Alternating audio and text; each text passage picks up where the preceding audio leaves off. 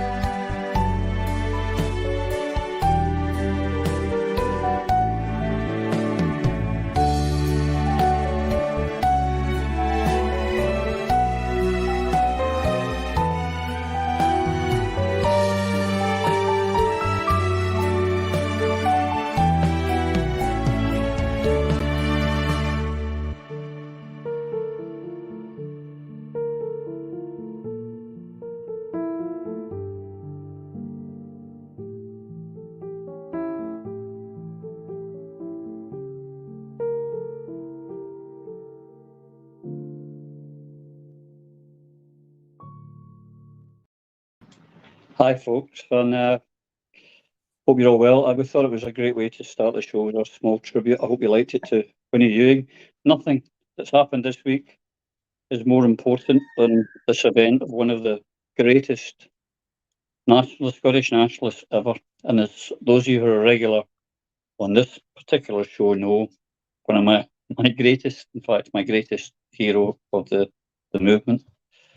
And our thoughts and prayers are with Annabel, Fergus, and the rest of the family. Lloyd, you, amongst us all, had the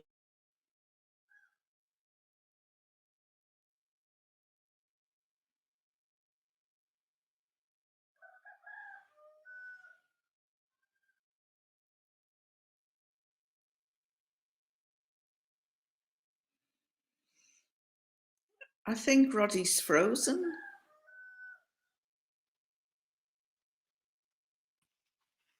I think what he was about to do was ask Lloyd about his experiences working with Winnie. Yeah. And Lloyd appears to be on mute. Lloyd, we can't hear you.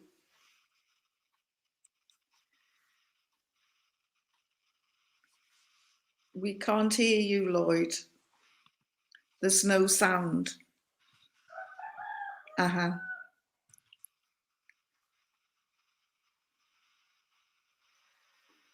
Well, it looks for the time being, Eva, it's just you and me. So, but that was a wonderful tribute to Winnie Ewing. It truly was lovely. It was very emotional to watch. And I suppose it's because she carried out hopes and dreams, and we'll miss her, and we'll miss the icon that she was. And we understand and respect completely her achievements, her strength, her courage, and her ability to promote Scotland internationally over decades.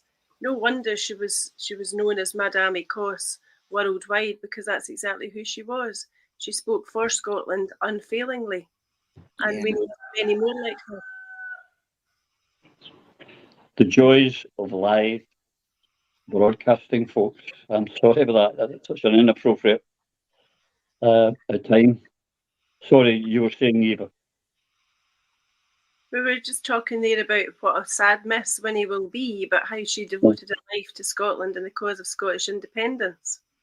Yeah. And has to be admired forevermore, and will be cherished forevermore, because of her ability to always put Scotland's interests and Scottish independence first and foremost. Yeah. Party and personality. Yeah, I remember her from the 1970s. I was just a young lad at the time, and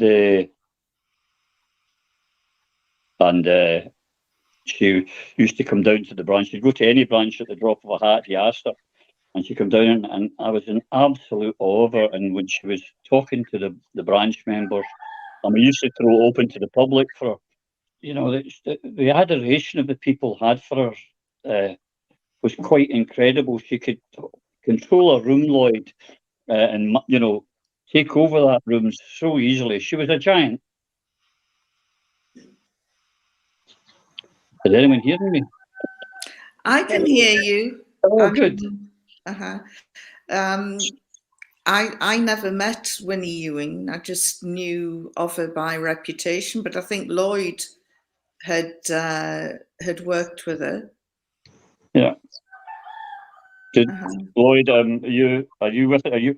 I love the. See, I told you we'd have lots of gremlins on our first live broadcast. Are you getting us there, Lloyd? I think he's in SNP land. We can all see him, but we can't hear him. Well put. And it was quite a thing, Eva, that it's united everyone, not just people in the independence movement, but people across all the political spectrums had respect for her. Yeah, all party and no party, everybody had respect for Winnie because they recognised that she was absolutely a force of nature. She proved that in 1967 and she did it again twice in 1974. But to then, just a few weeks after a defeat in the Westminster elections, to go on and be elected, you know, with sizable majority to the European Parliament in 1980 was fabulous. But to hold her seat for the length of time that she did, throughout that time, she promoted Scotland on the world stage constantly and became so very highly respected, as you say, across all political parties and also, you know, across every country in Europe and obviously much further afield, that she was a lady who was a magnificent ambassador for Scotland. Mm-hmm.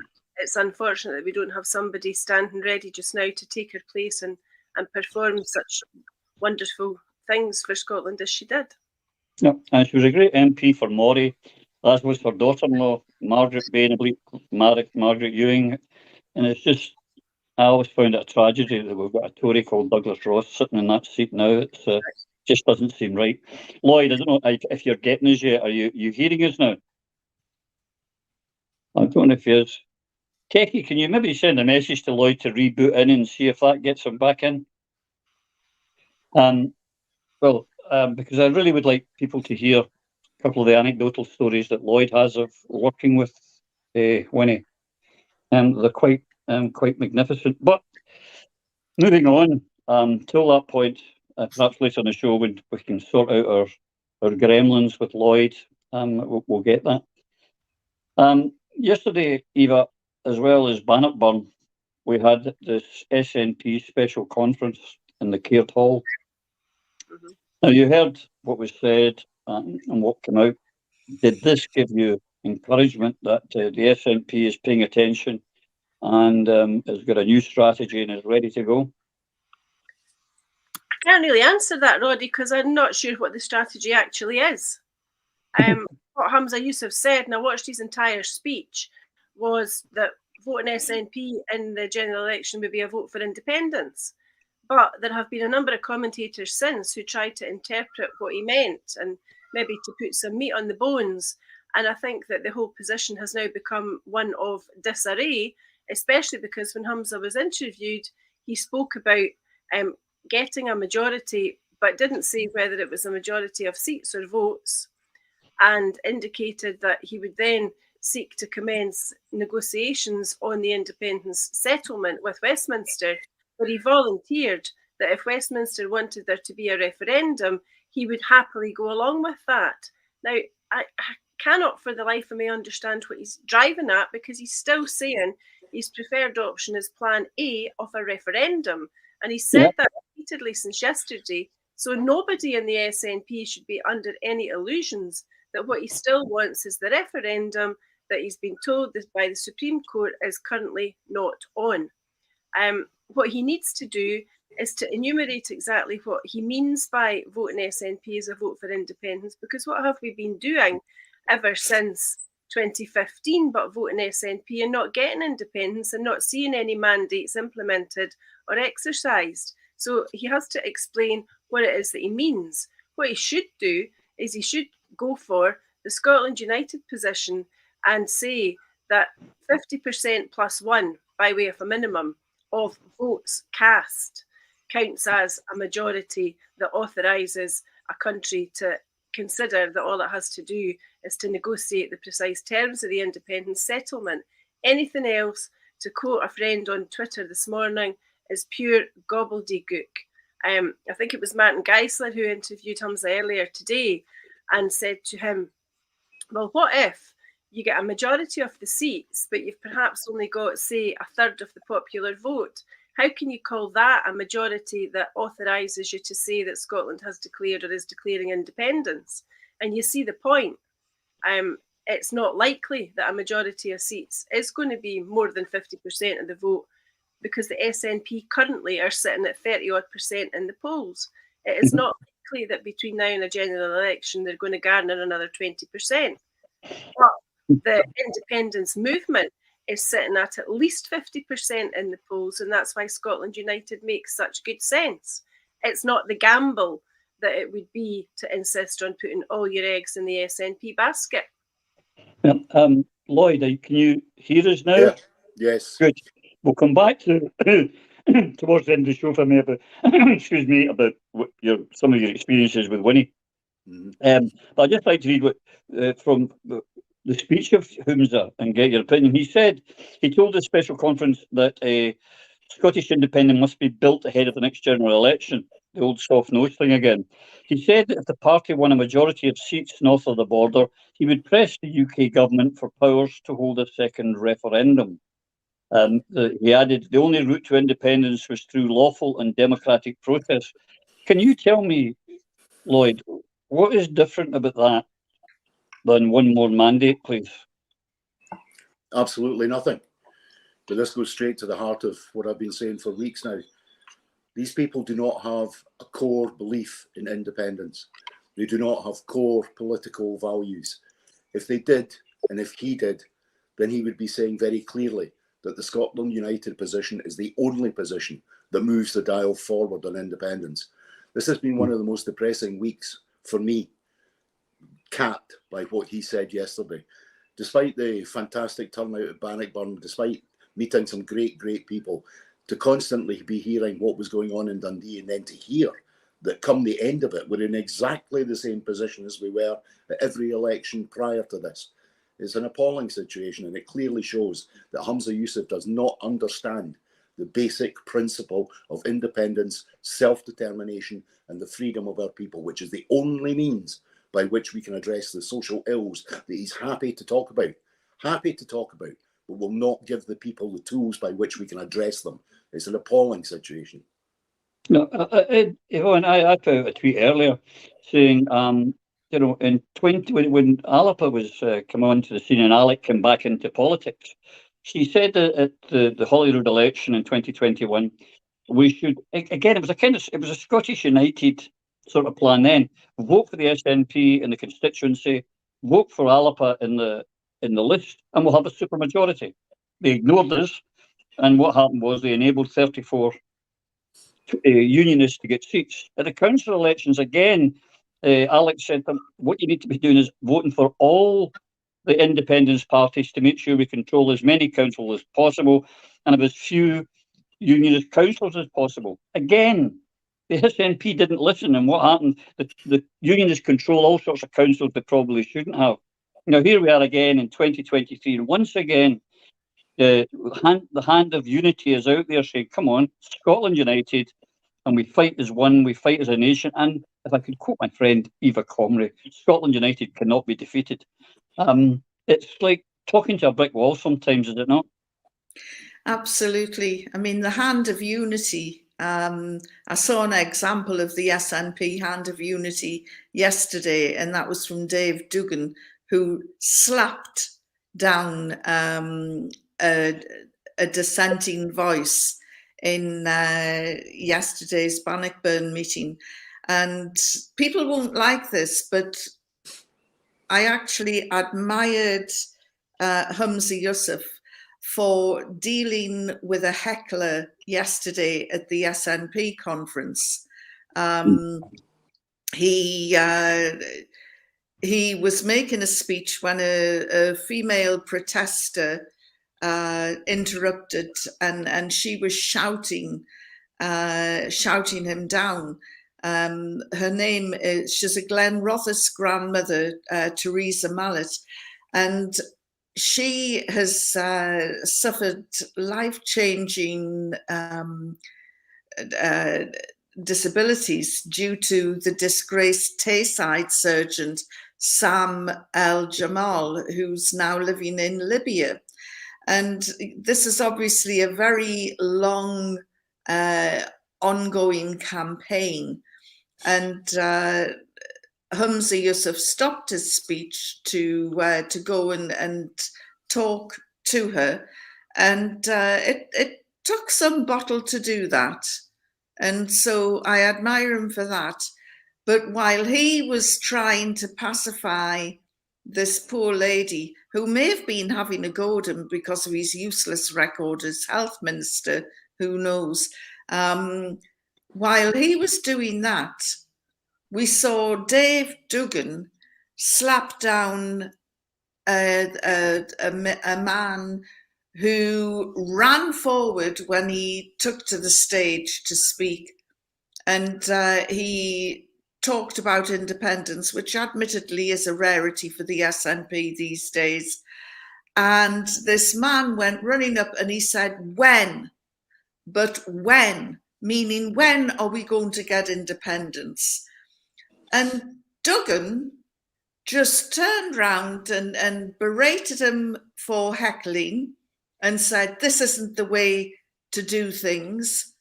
And he just didn't understand the man's frustration.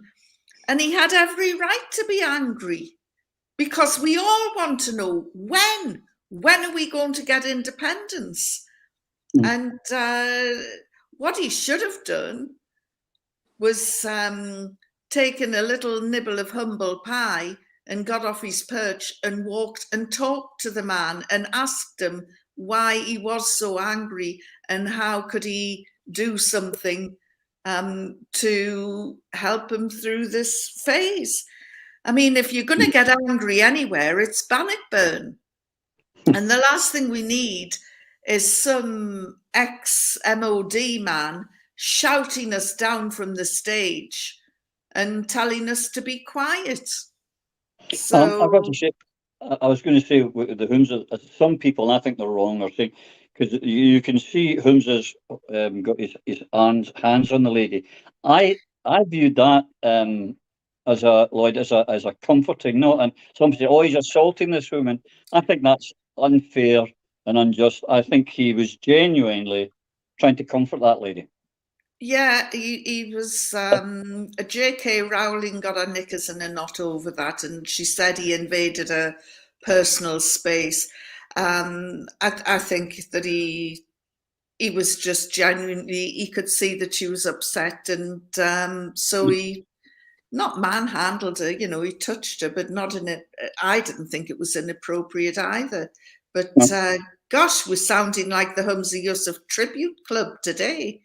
No, but I think it's well known. I'm the first one to be critical of SNP or Humza, Lloyd. But on this occasion, I think he acted in a manner that was fine. And as I say, it strikes me it was a comforting touch he had. It wasn't restraining or violent or in any way aggressive. And I think the people who are suggesting that really need to back off. Yeah. I think that's true, Roddy. But my initial reaction, because of the times we live in, my initial reaction was, this is a setup. And then I calmed myself down and realised that it wasn't that. And yes, I think he handled it. But really, the fact that we're discussing, when yesterday was supposed to be about the plan to lead us to the independence of our country, for us to be focused on something which is entirely separate and is to do with good or bad governance, it just shows you the place that we're at. Mm-hmm. There was something said to me yesterday, which I think would be the only way that he could really start to rebuild trust with the broader movement, and indeed with a large part of the membership of his own party, which would be, if he wants us to vote for the Scottish National Party at next year's general election, then I think all the current sitting SNP MPs have to stand down and be replaced. That's the only indication that they would be giving us that they're not there to continue to settle in, get the slippers on and build up the pension pot. If they're committed to independence, what would be the price of simply saying, no, we will stand down? We will select new candidates for that election. That would be one step forward and a means by which he could begin to rebuild trust, which he needs to do urgently. I can see, I can think of one particular MP in particular in the Perthshire area who would balk at the very thought of giving up that seat, and there's a few others like them, because there's too many of them have settled down and not settled up either. Already we're seeing on social media in particular and out there that the message has been changed. Yeah, if you vote SNP in this election, it's for independence. It's not, as I've quoted his very words. It's about another referendum, one more mandate. That cannot be denied, can it, Eva? I actually don't know, Roddy, because he said so many different things and been subject to so many different interpretations that I don't know what a vote for SNP at the general election actually comprises. I strongly suspect he'll ask for a referendum and be refused, and we'll be back to square one. And for as long as that suspicion remains, this SNP plan of somehow getting a majority is doomed to failure. The only thing that's certain is that out with the leadership of the SNP, there is substantial support for Scotland United within the membership. Several members, current members of the SNP, were at Bannockburn yesterday. That tells you where their trust lies. They obviously didn't think it was worthwhile going to Dundee. Did they think they weren't going to be heard? And the point that Lloyd touched on there, the purpose of the Dundee Convention was supposed to be for the leadership to have a listening exercise and hear from the members what they wanted. I would suggest that there's actually within the SNP membership almost overwhelming support for Scotland United rather than simply for yet another push for the SNP, particularly when you look at the statistics. Now, yesterday there were several people in the audience when I watched as Dave Duggan was speaking, and then when I spoke myself, who were unhappy with what he said and were interested in what I had to say. And I spoke about Scotland United. And some of the folk in the audience who were filming both speeches and who were waving and nodding to me are current SNP members, and some of them are former SNP councillors. Other people who came to speak out with the stage area and over round where the Prism stall, etc., where very many of them are current SNP members and said they never miss Prism and they very much agree with the Scotland United approach. So I think that time will tell and will show that actually the listening exercise that yesterday was supposed to be didn't happen. The membership and Scotland have been dictated to by a First Minister who in effect is turning a deafy to what most of the independence movement is saying. We're talking about unity, we're talking about being united. Unity does not come from one party pretending that it's got the monopoly on the movement. The SNP doesn't have that. And the SNP does not have the majority support of the people of this country. They have something like 30% at the moment.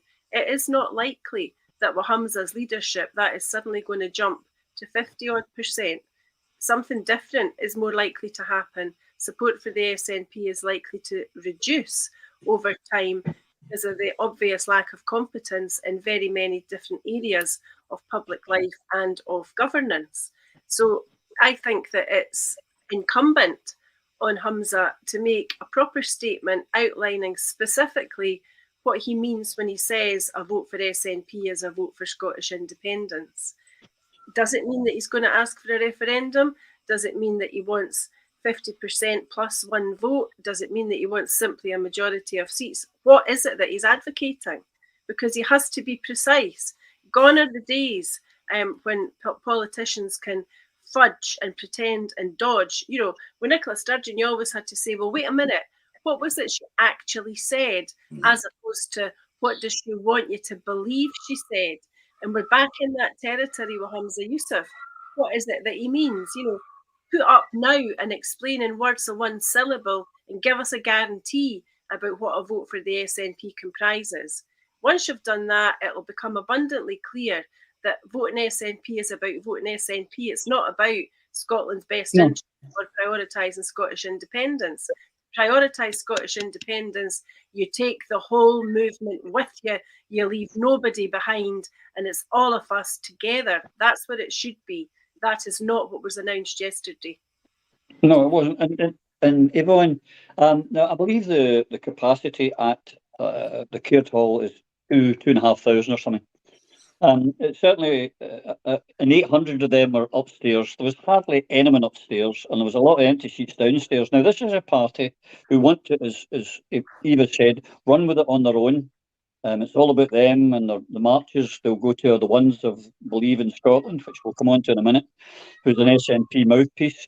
They've got 75,000 members, I believe, or 74,000 members, and yet they couldn't fill the Caird Hall on the first ever in 9 years discussion on independence. Now, either they're not anywhere near 71,000, or their own membership don't believe a word they're saying. Because if you got to take it, that crowd, half that crowd would be the payroll, elected members, councillors, MPs, MSPs, their staff, etc., SPADs, then members of the press.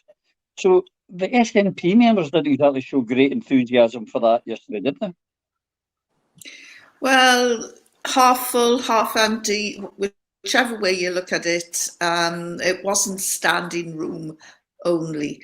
And Humza Yousaf is beginning to increasingly sound like Elizabeth Bott in Just William and scream all they want about independence or referendum, but it's not going to happen anytime soon. That is obvious.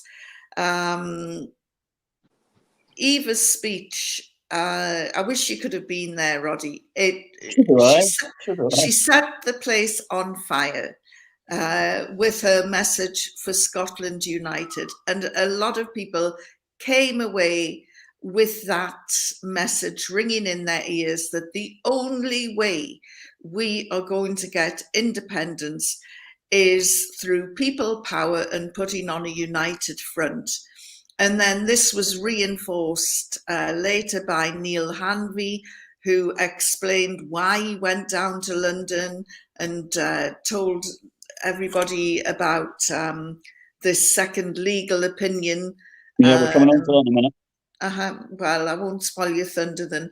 But, you know, there were great speeches and I closed for the Alipur party as well.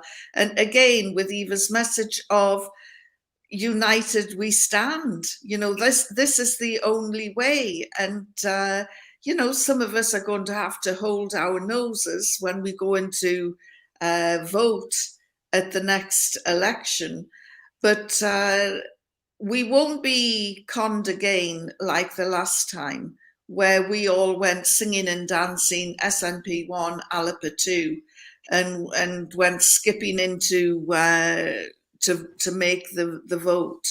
That isn't going to happen again.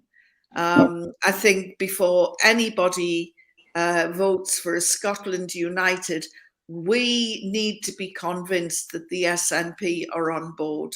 And at the moment, they're not. They're a party divided within themselves. They're a party at war with the rest of the independence movement.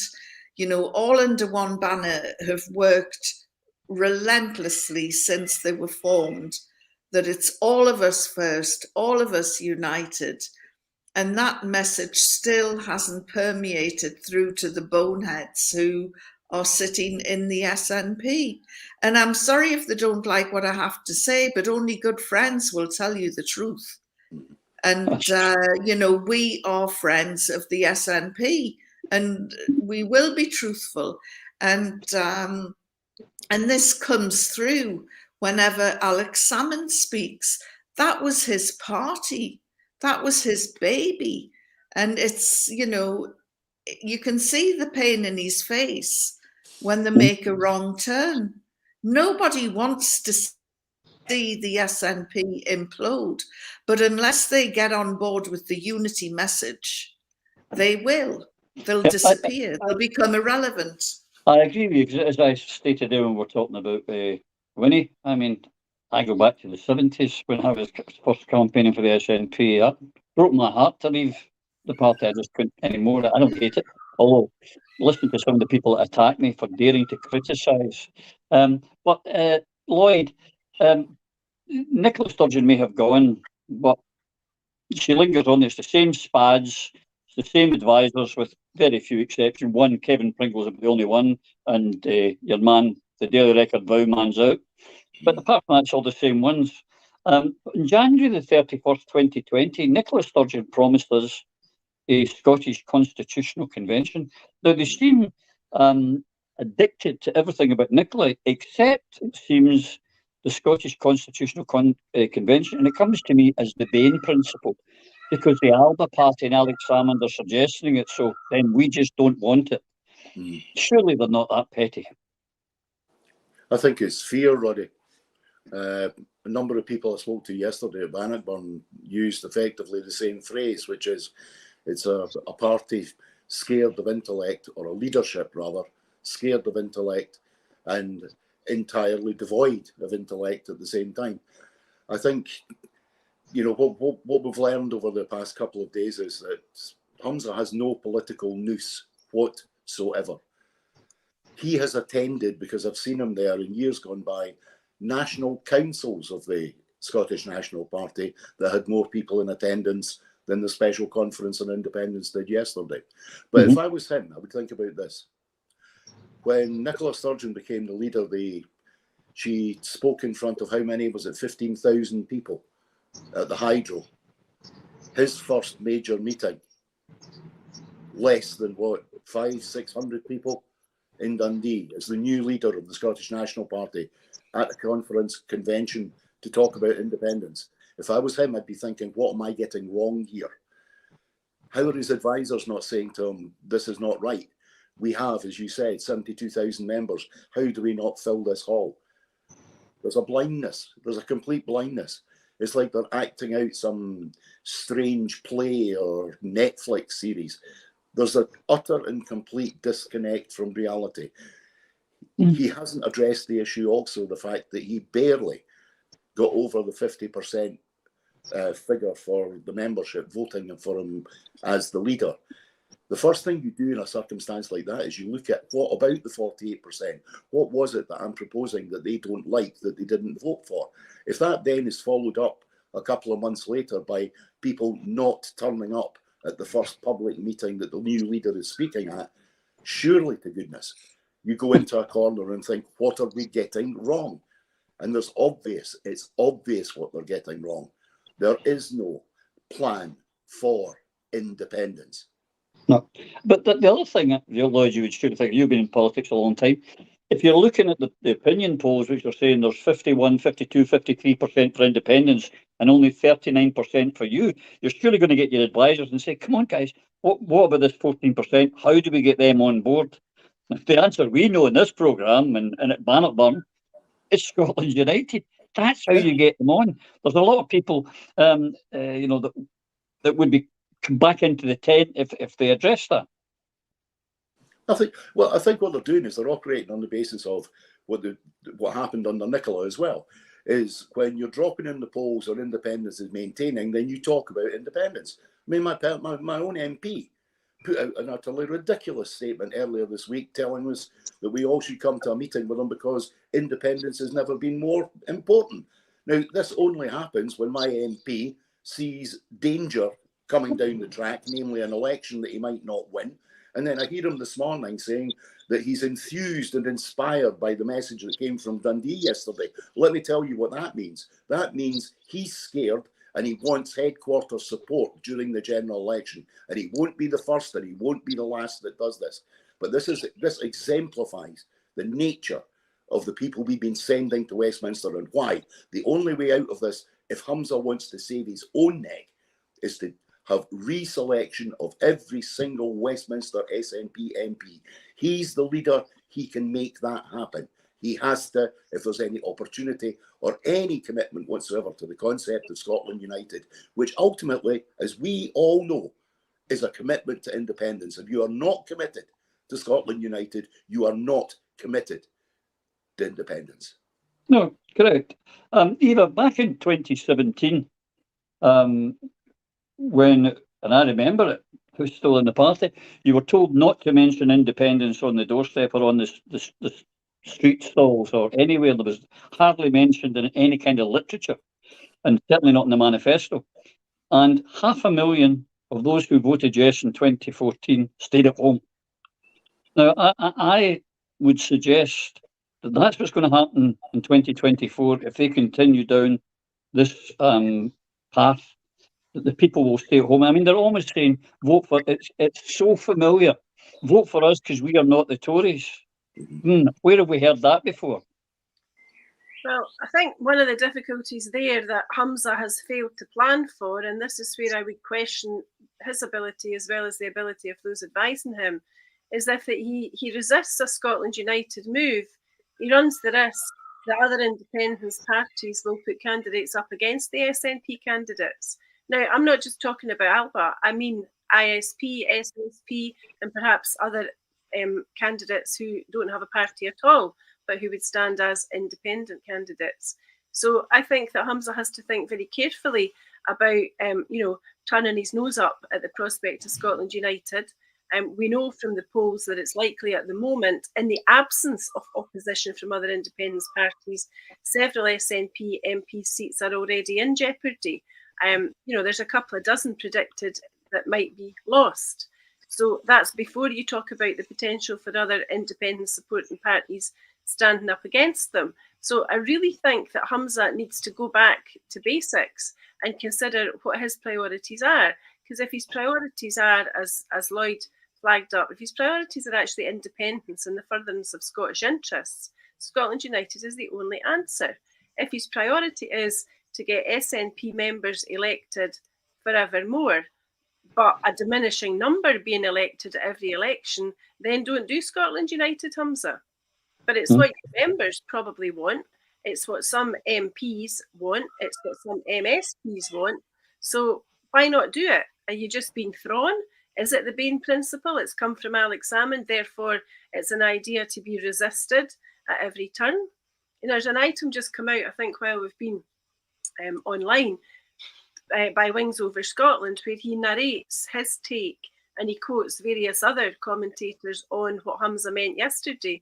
And there's no doubt that it looks very much like, trust us one more time, but if it doesn't work, we'll just settle down again. Prove us wrong, Humza. Prove us wrong and do the Scotland United ticket. At least speak about it. Speak to Alba and other parties about it. Don't turn your back and pretend that a rally on the 2nd of September in Edinburgh by an organisation that's never previously had a march and a rally is any kind of substitute for taking on board the concerns and the views of the vast majority of the activists in the independence movement who've never stopped campaigning since the 19th of September 2014 and who feel that they are, to a very large extent, being ignored by the government that they and we helped to elect. Yeah, I mean, just on that, I saw today there's a subsample, albeit a tiny subsample of Scotland, a YouGov poll shows that they could lose 35 of their 48 seats. 35 could go to unionists and give them a fill-up.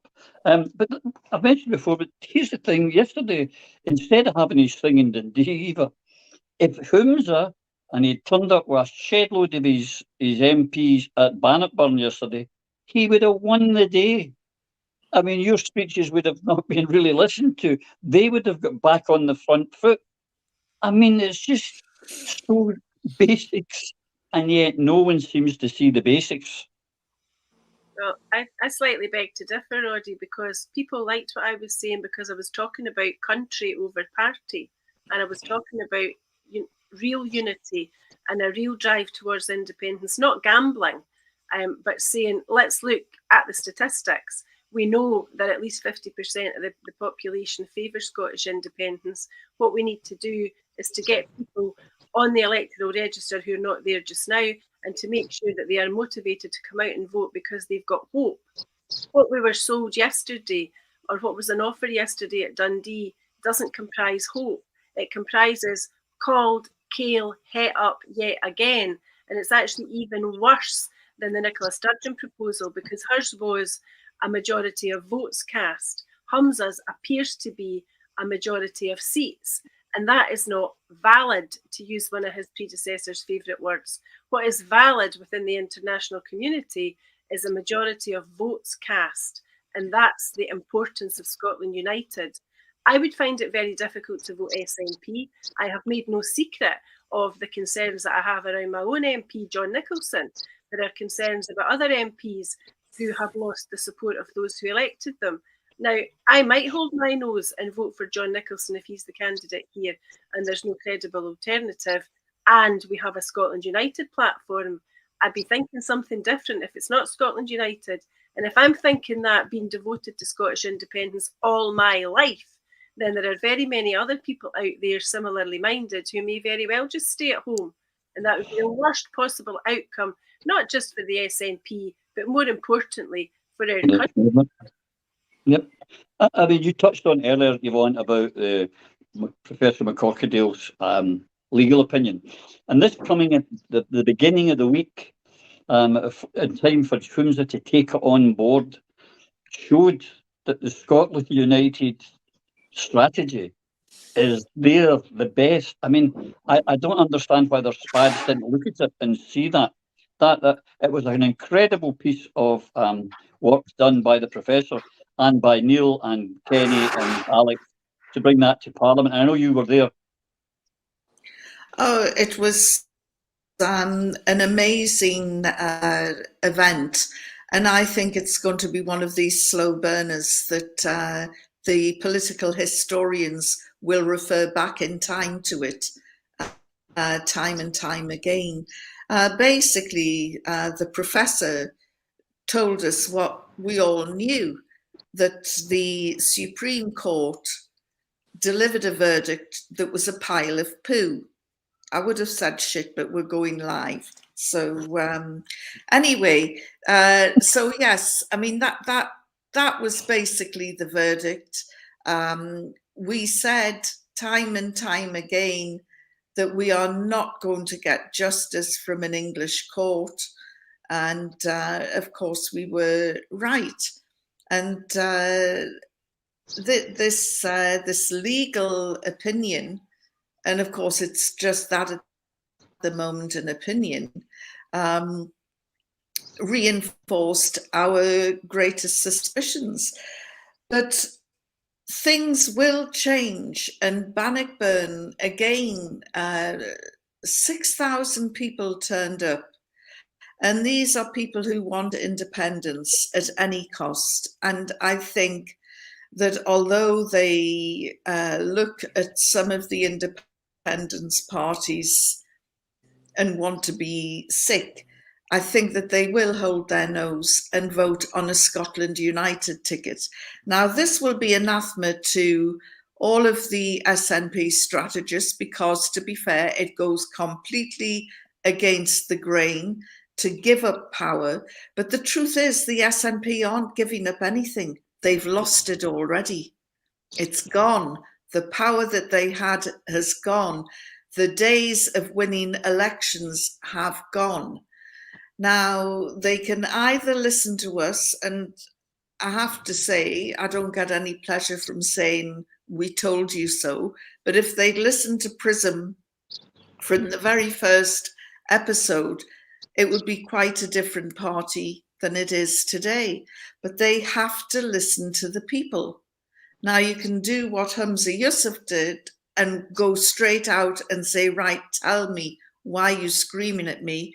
Or you can be as arrogant as Dave Dugan and dismiss hecklers and say this isn't the time to get angry and I'm not listening, and suffer the consequences. I mean, I don't think that he realises it yet, but I don't think we'll see Dave Dugan again.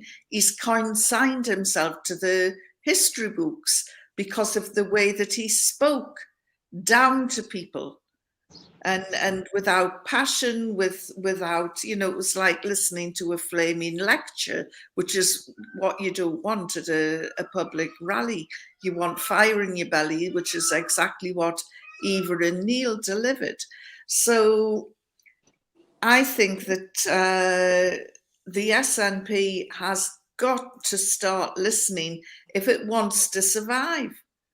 Yeah. Because, you know, whether they like it or not, the next election is counts on their surviving. Yeah. And I think that they're in for a big spanking unless they really take on board, genuinely on board, Scotland United.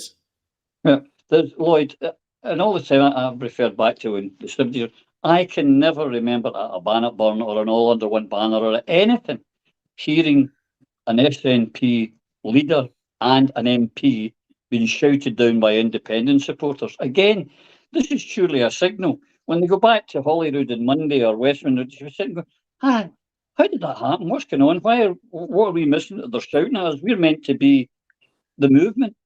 But it seems to go over the head.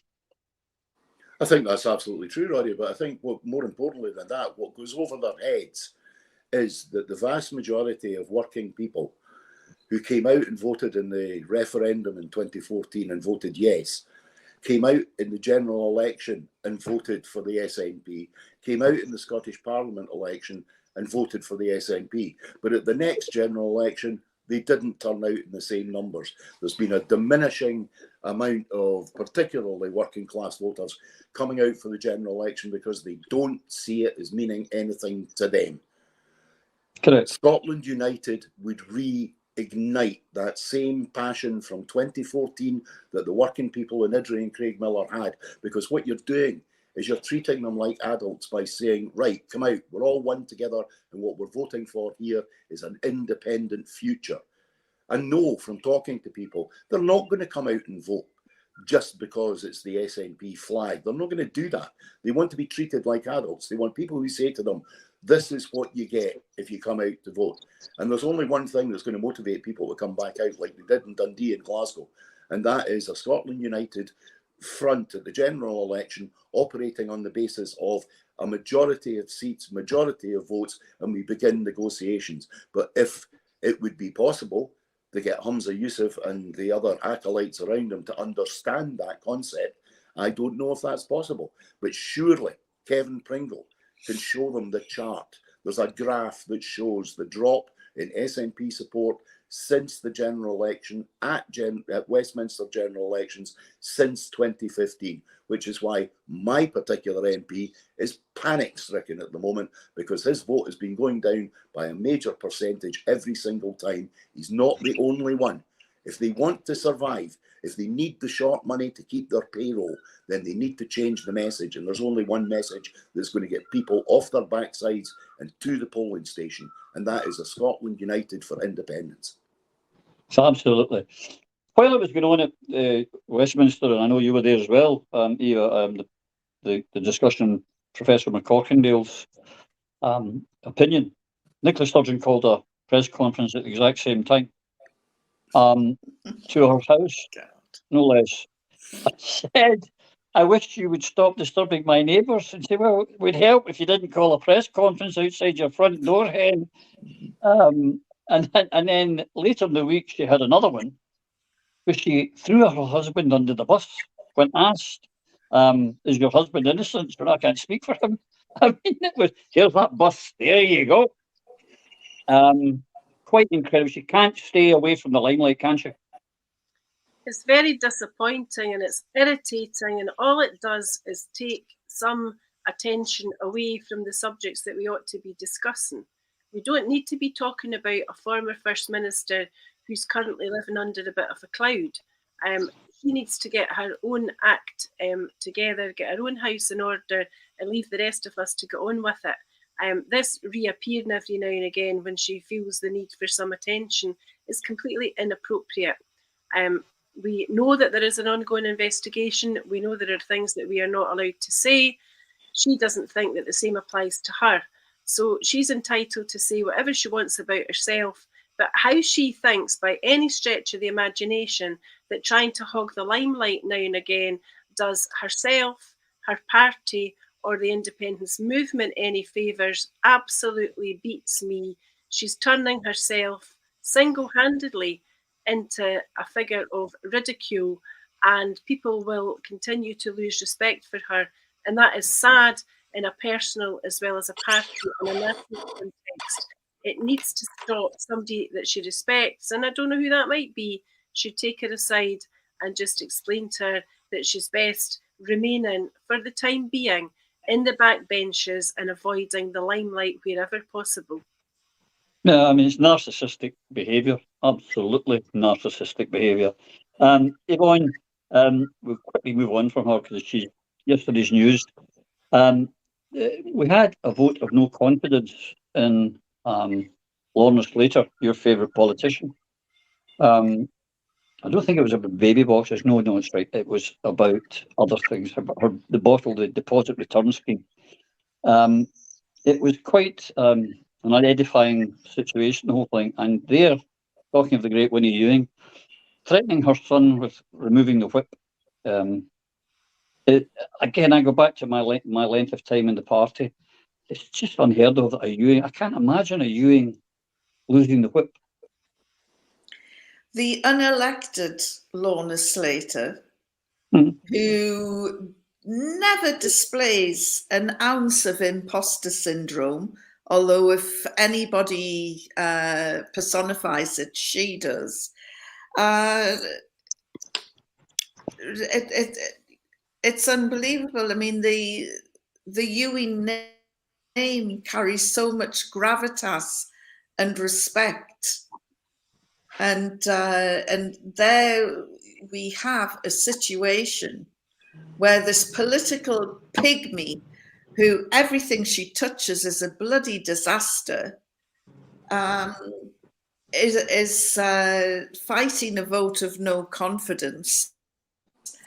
And I was really hoping the rebels who grew a spine last year and voted down the GRR would show the same mettle this year, and they didn't. And so she lived to survive another day. God alone knows how much it's going to cost us, because Lorna Slater is very good at frittering the Scottish taxpayers' money away on our crazy half-baked schemes. And, well, I just despair. We all do. But to threaten to withdraw the whip from Winnie Ewing's son was just untenable. They should have just sent him a bouquet of flowers, as I tweeted. That seems to be the thing that should have done. But Lloyd, it goes back again to the lack of leadership, the lack of political nous on Humza. Now, to have avoided all of this, Humza, if he had a leadership and a backbone, would have called in Patrick Harvey and said, Patrick, this is a mess. We'll give you, the cabinet space is still there for you, but she's got to go. I could have a rebellion in my hands. We're going to get bad publicity. It would be best if she stepped down, the polite sacking, and slipped another one of the Greens in their place. That would have been the logical thing to do. I think that's one way of doing it. A smarter way to do it would have been to make it a conscience vote. And it's perfectly legitimate for a vote of no confidence in someone who has lost the country millions and millions of pounds and threatened hundreds of jobs. Then that, to me, is a conscience vote. And if he had done that, maybe the vote would have been different. He'd have got what he needs to get, which is shot us later, without saying, and then able to say to Patrick Harvey, well, that's the way it goes. It's a conscience vote. I'm sorry about that, but you'll have to give me another minister. I mean, the danger in losing Lorna Slater is you could end up with Mad Mugabe Chapman, which would make things 10 times worse when it comes right down to it, the strange Rhodesian Zimbabwe that we have in our parliament that's come here to educate the entire country on all the issues where we're morally and socially wrong. So maybe it's better the devil you know rather than the devil you don't. Well, I don't know. I think if Maggie Chapman going, it would make this programme very interesting every week. Yeah, outstanding, Roddy. But really, you know, if you've got political smarts, how do you get yourself out of this smelling of roses? Make it a conscience vote. Don't whip. And then everybody wins, like the country wins, because Lorna Slater has to go. Yeah. You know, I mean, this is ABC of politics stuff. I mean, I think it's astonishing. It's day and daily they miss the opportunity to drop people into elephant traps and run away going, wasn't me that did it, which is the basis of good politics. Yeah. While all this was going on, Eva, the other thing like this, showing the absolute desperate need to get independence. The UK has hit some new records. Sadly for the UK, they're not good ones. Going back to 1961, we now have a higher ratio of debt, more than the country earns in a year. It's 101% of everything we earn in a year is now debt, is paying off the debt. The debt is now up at £2.57 trillion. 2.57 trillion. It's heading for absolute chaos, disaster, repossessions, house repossessions, businesses collapsing, massive unemployment. And there is no solution, it seems, from the present government or the next one, except for us. We've got an escape. We've got an escape route and a parachute. We need to take it. Look, Britain is sinking and sinking fast. No wonder they want to hold on to Scotland for all our resources. As I've said several times this week, when we were in Westminster at Tuesday, Wednesday for Neil's press conference, it was, I suppose, in equal measures, an educational experience as well as quite a frightening one. Westminster is an oppressive atmosphere, and when you're out and about looking around London, all you see in that square mile and on the environs round about are massive skyscrapers, big buildings, lots of folk going about that have got plenty of money, that are well heeled, that are doing very substantially well out of the economy and the terms that it is just now and the condition that it is just now.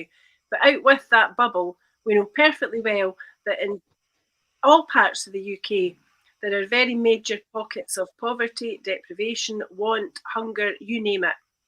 It would have been much worse had Westminster not been able to bleed Scotland dry over the years.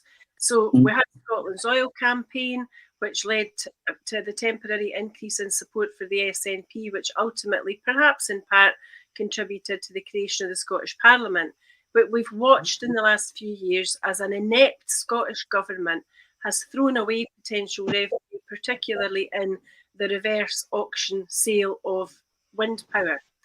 What we need to see in Scotland is responsible government with decisions taken by people who are competent to take them to drive us towards independence so that we can do what every other normal independent country does and use its own resources and its own powers for the good and the sake and the betterment and the empowerment and the improvement of the lives of its own citizens.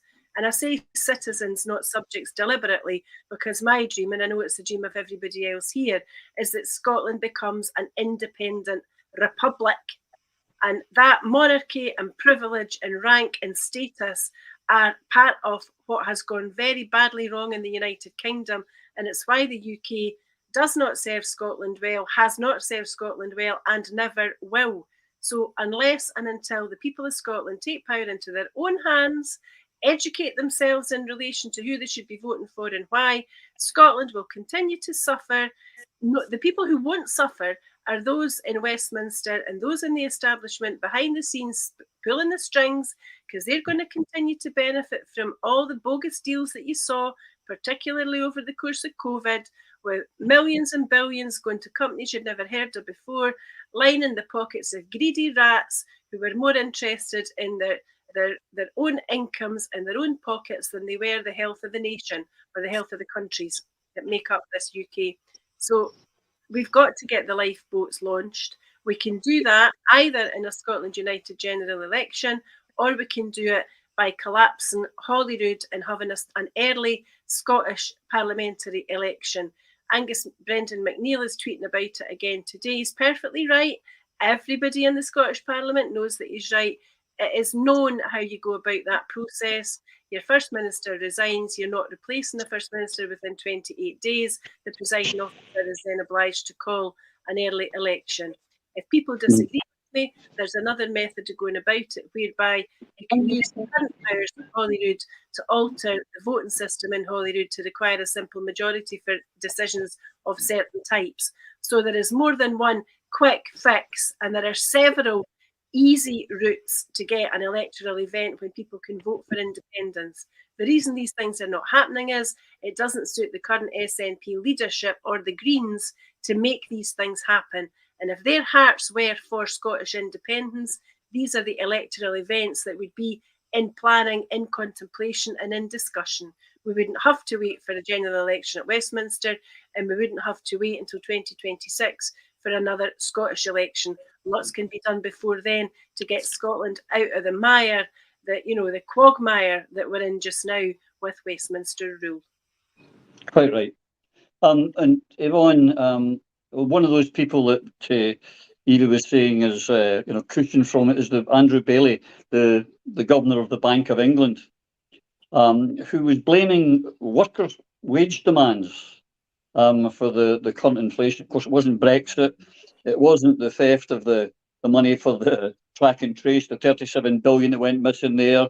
It wasn't greedy corporate profits of the energy companies who have been profiteering against the working people. Now, inflation's running, they said, down to 7.1%, down. The Bank of England was meant to control it at 2%, and blaming the workers, absolutely despicable, blaming workers whose average earnings since 2001 till now in 23 have gone up by an average of 3.1%. Even in the first quarter of this year, they only went up by 5.6%. But it doesn't get close to the 7.1 inflation, which I think, again, you go shopping, you know it's a damn sight more than 7%.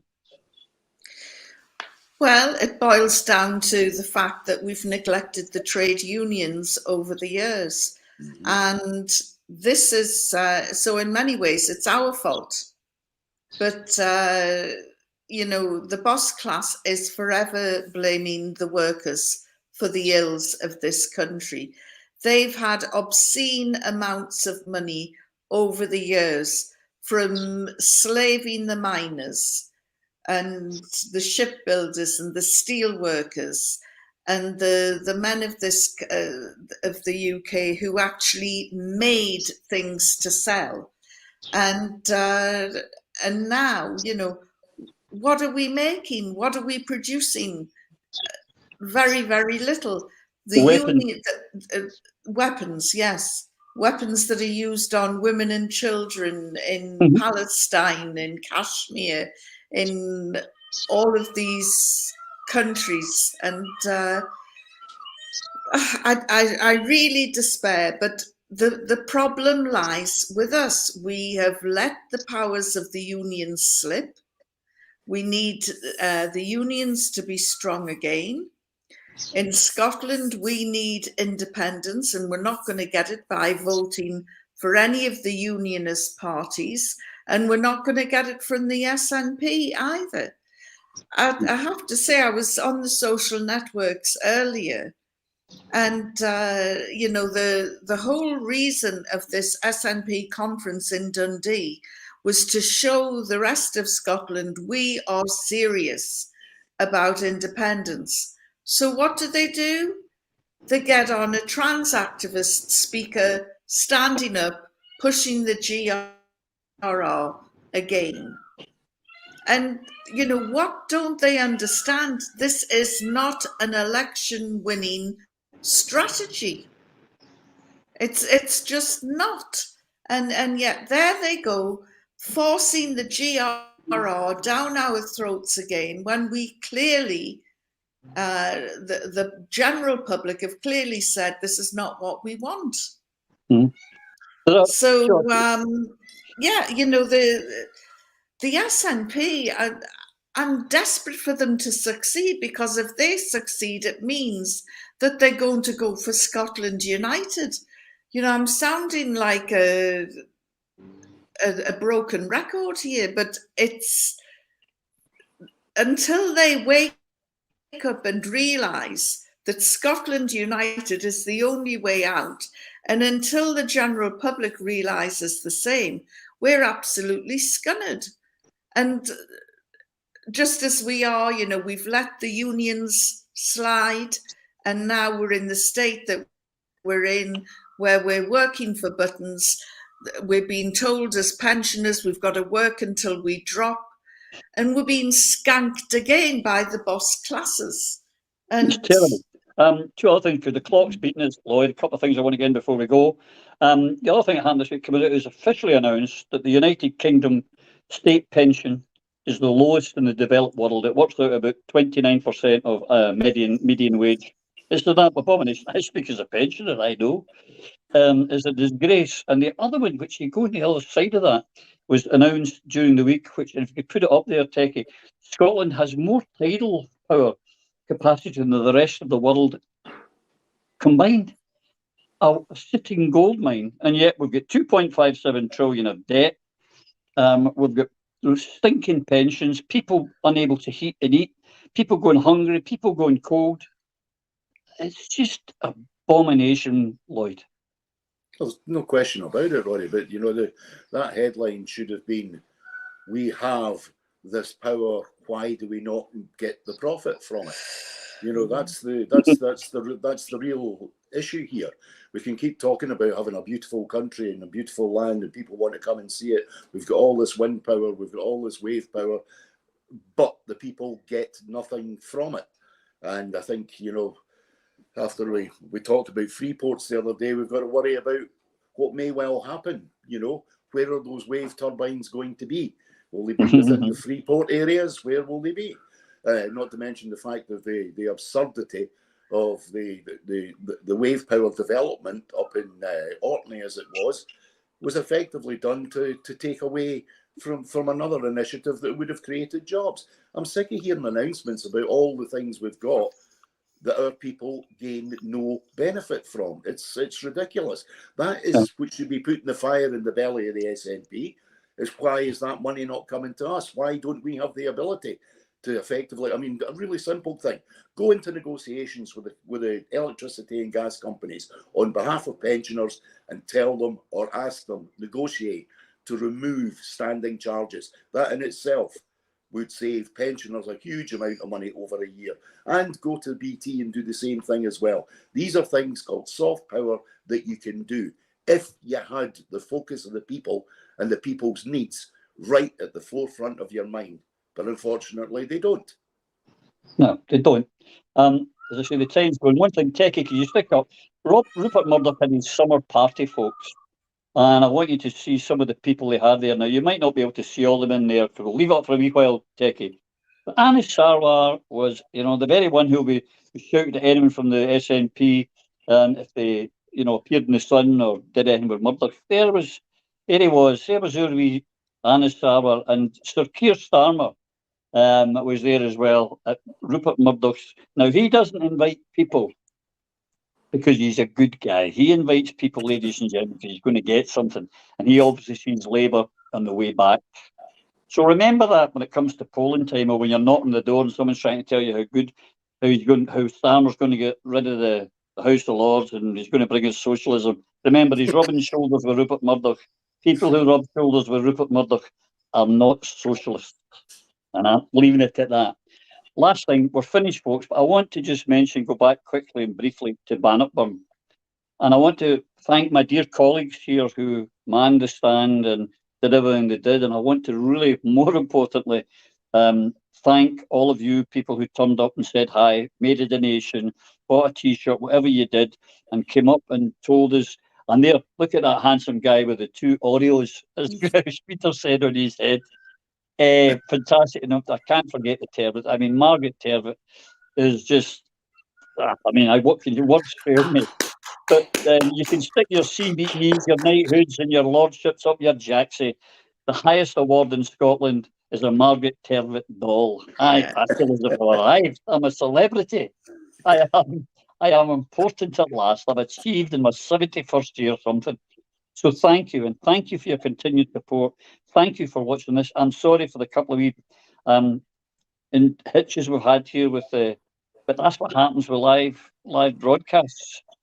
So until we see you all again, you and yours, please take care. Bye.